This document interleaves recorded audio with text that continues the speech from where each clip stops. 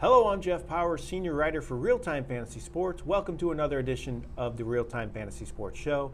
On today's show, I'm joined by my coworker, once again, Logan Glaser of RealTime Fantasy Sports. Thanks again, Logan, for joining me. Appreciate it. Thanks for having me on, Jeff. So today, Logan, we're going to talk about a top 5 list. I did these a lot last year. They were very popular, so we're going to do some different categories. We're going to do top 5 player fades. That's what we're going to do today for our list. Talk about guys that we're fading, that we don't like, we're letting somebody else pick come draft day. To be honest with you, none of these guys have been drafted by me so far that I have on this list, so we're going to talk about that. Before I get to that, though, let's talk about the TFC Championship a little bit, Logan. Very popular on our site. This year, $500,000. Just a great championship. Yeah, the TFC is definitely bigger this year than previous years. We have up to 6,600 entries in that. Make sure to get into that because it's going to fill up. We got 500,000 to first. We've got first, second, and third place prizes in leagues compared to last year where it was just first and second, and a lot more overall prizes this year. Yeah, so you don't just have to get in the end to win money. You can win money just by doing well in your league. It's a great championship, a great leaderboard, a huge payout this year. Even if you don't make the playoffs, there's consolation prizes as well. So if you finish near the end of the bottom of your league, there's still ways to win money with that consolation prizes. Yeah, definitely. And don't forget about our other games as well. We have all sorts of different contests going on. Our Best Ball Championship, All-American Leagues, Dime Best Ball Leagues, you name it.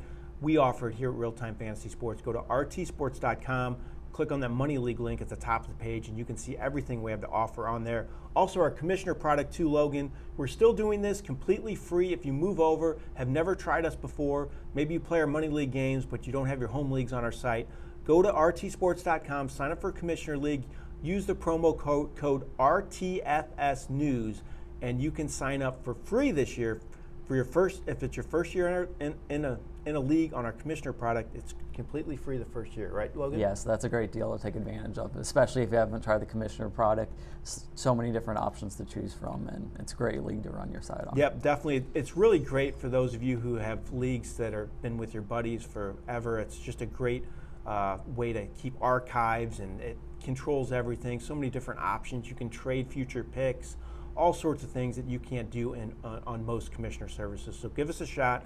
Again, completely free the first year. RTFS News. Use that for the promo code. All right, Logan, let's get into these player fades now. So these are guys on our radar that we don't really want anything to do with this year. We're going to each give 5. I'll let you go first. Who's your first player fade? Yeah, my first one we've both kind of been talking about a lot with all of our various different topics that we've kind of discussed, and that is Aaron Jones. So Aaron Jones is currently being drafted as a running back 10 overall. He's going in the early second round, and his ADP is just skyrocketing so far, and it's going to be a running back by committee for the Packers, I personally believe, especially with the emergence of A.J. Dillon. If you look at Aaron Jones' stats from last year, he really just had a couple of games that kind of popped out, and then he also had several duds as well. So if you look in week 2, he had that 41-point matchup, or 41-point score, that he had 3 touchdowns receiving and a touchdown rushing. And that kind of solidified where he was throughout the year, but he also had some duds through there. This first week, he had 5 rushes for 9 yards. He also had 8 points throughout another matchup, 5 points throughout another, 2 points. He missed 2 games with injury. And when you're taking a player in that early second round, you need solid production, and Aaron Jones just doesn't have that, especially another year. He's getting a little bit older. I think the Green Bay offense won't be as dynamic with Devontae Adams gone, and they're going to rely a lot more on A.J. Dillon this year. So I have Aaron Jones on my list as well, Logan, for many of the same reasons you mentioned. I just look at A.J. Dillon outrushed him last year. I know he got a couple starts, had a couple big games there, but Dillon had more rushing yards than Aaron Jones last year. He's likely going to get the goal line work. Aaron Jones did not do much around the goal line last year. His numbers were really aided by receiving touchdowns. He had a lot of receiving touchdowns last year, really helped his numbers in the end. And 52 receptions for him, while that's a good number, that was a career high for Aaron Jones. I know a lot of people are thinking he's going to be lined up out wide, use him out of the slot, find other ways to use him. But Aaron Rodgers has never done that in the past, where he's really just fed the running back out of the backfield.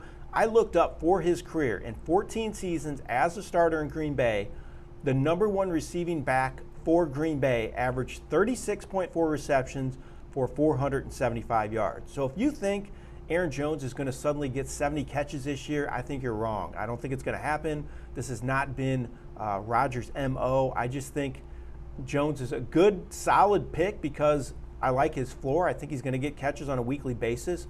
But for his current ADP, like you're talking about, Logan, it's up to 20.28 right now.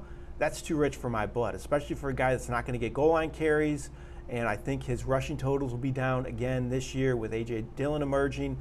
I'm out on Aaron Jones. I don't want any part of him.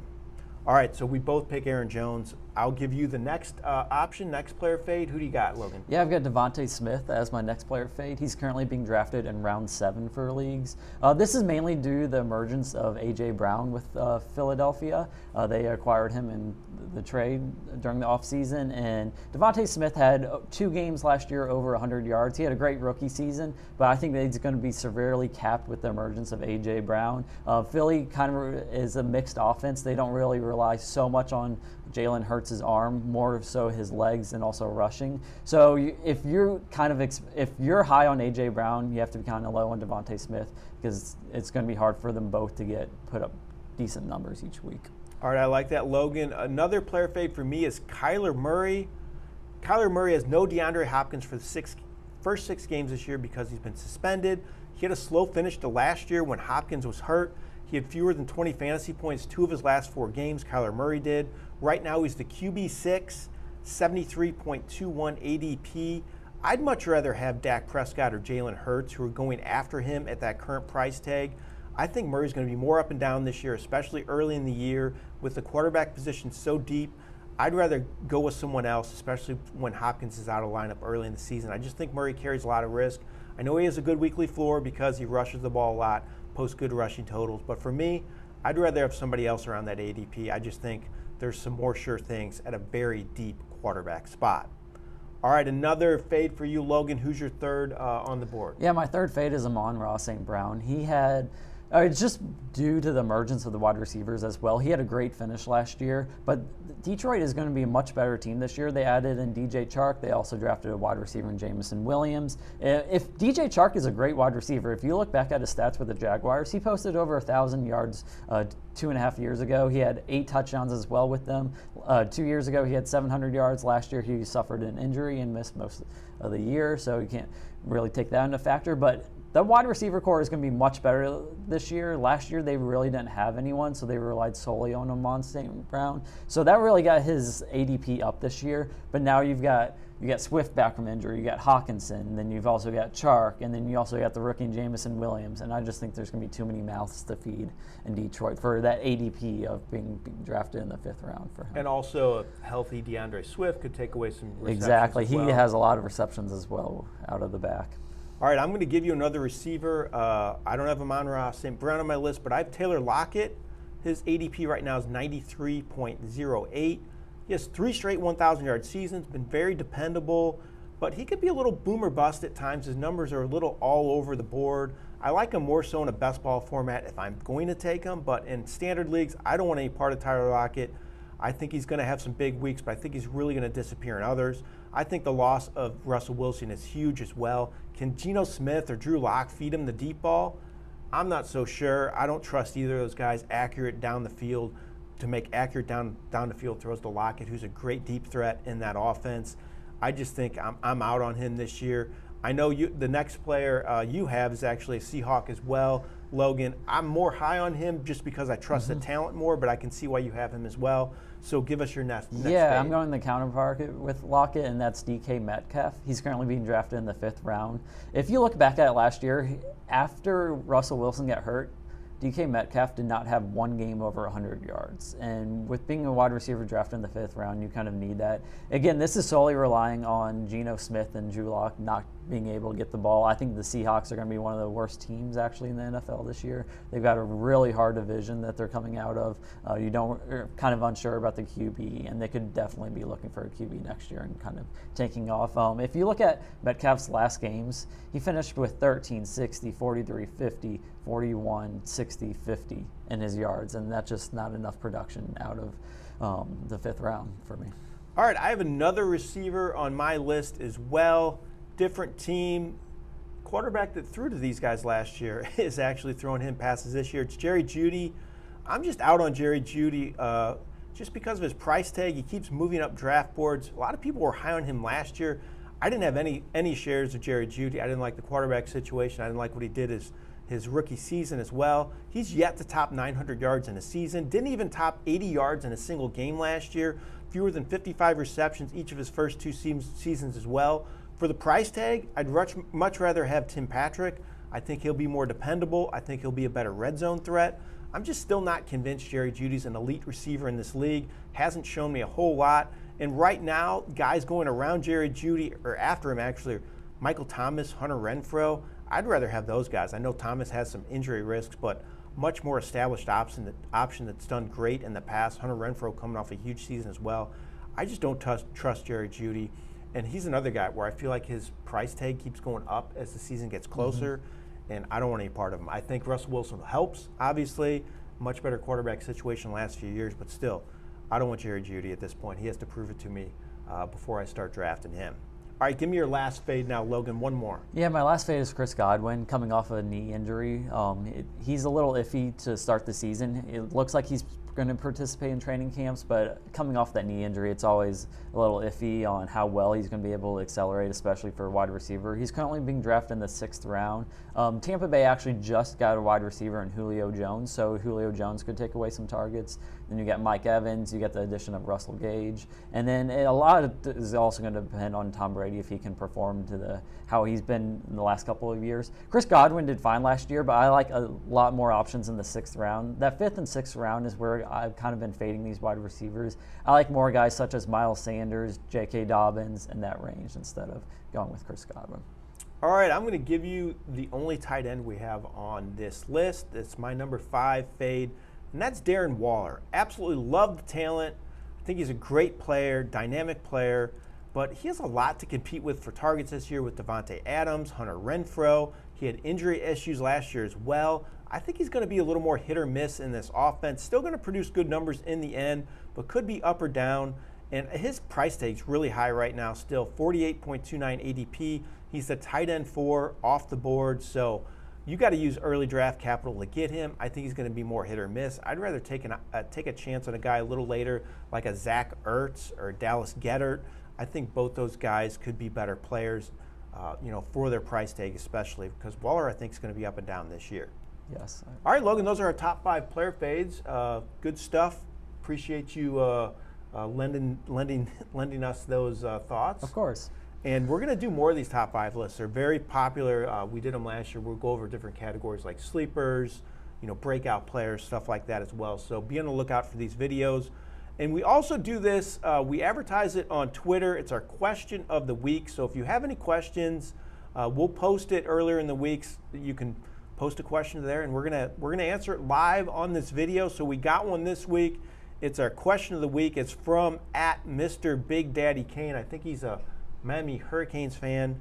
His question: any thoughts on Aaron Rodgers for the upcoming year minus his go-to receiver? What's your first thoughts to that question? Obviously, it hurts losing Davante Adams. Aaron Rodgers actually answered this question almost himself on Twitter the last couple of days, saying he's going from one Hall of Fame wide receiver from Davante Adams to getting one with Lazard. So that's his response to that. But I think this definitely hurts Aaron Rodgers' value. He played out an MVP caliber season last year with them. I think he's going to take a severe hit this year. It's going to be hard for me to draft Aaron Rodgers as my number 1 QB this year, especially with that unknown. I would rather take a other chance with a different quarterback such as Dak Prescott a couple rounds earlier, or Joe Burrow, or someone in that kind of a range than waiting for Rodgers. So if I'm drafting Aaron Rodgers, I might go back to back, like you said, a little risky for a number 1.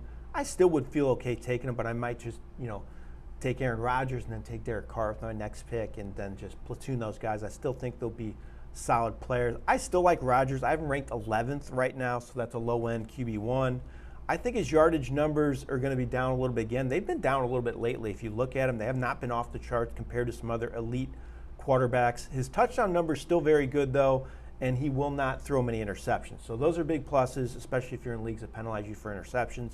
I still think he'll throw some touchdowns. I still think he's going to be a very accurate passer. He has great numbers when it comes to completion percentage. I don't think he's washed up by any means. I still think he's going to be a productive player. But like I said, more of a low-end number one. I think he might be a little more hit or miss. Not great yardage numbers, good touchdown numbers, and a lack of interceptions. All right, Logan, last week we did this for the first time, and we're going to keep doing this in these videos as well. We have prop bets now on our site. It's a lot of fun, great contest. If you want to get into any of these, we have all sorts of different ways you can play with these. It's rtsports.com/DFS, but each week we're going to give you one of our favorite prop bets for the day, and this is for today, Friday, July 29th. This is the prop bets for today that were released earlier this morning, and we're going to give you each of our favorite ones for today. Why don't you go first, Logan? Yeah, if you haven't checked out our DFS Pick'em, go ahead and get in on that. It just launched last week. We've had several users win up to 20 times their entry fee. Also on Tuesdays, we're posting our People's Picks. Feel free to retweet that on Twitter. It's a chance to win great cash money in. And last week it almost hit for $500. We'll try again for this week. But my pick for today is going to be Marcus Stroman under 4.5 strikeouts. So Cubs are very careful with Stroman, especially this year, with him not going deep into games. He's only had 61 innings pitched this year with 59 strikeouts, and he's playing a good Giants team that makes contact with the ball. So I don't expect him to go very deep into this game. In his last couple of games, he's gone 6 innings, 4 innings, 4 innings, 4 innings. And for averaging under a strikeout per inning, he will need my guess would be at least 6 innings to go ahead and get that 4.5 strikeouts over, and I don't see that against this Giants offense. Plus, the Cubs aren't very good. Exactly. So that doesn't help either. Exactly. All right, here's my prop bet. Vladimir Guerrero Jr. over 1.5 total bases. He's facing Detroit. They're throwing Brian Garcia, making his 2022 debut. He has a career ERA of 6.12, not very good. Blue Jays offense is tremendous right now. They're just putting up a ton of runs. Guerrero Jr. has at least 1 hit in 9 of his last 10 games, so I think he has a good chance to go off and post some big numbers in this one. I really like him at that over 1.5 total bases. So those are both our prop bets for today. Don't forget to get in one of those games, rtsports.com/DFS to sign up today. Also, don't forget, if you're watching this channel video on YouTube, to like and subscribe to that YouTube channel at RT Sports, RealTime Fantasy Sports. So please do that as well. Like and follow us on YouTube. We really appreciate that. Logan, thanks again for joining me. I really appreciate it. Yeah, thanks for having me on, Jeff. We'll be doing more of these videos, especially these top 5 ones as the season gets closer. So please continue to watch us on YouTube, like, and subscribe to that. This has been Jeff Paur for RealTime Fantasy Sports. And this has been Logan Glaser from RealTime Fantasy Sports. Have a great day.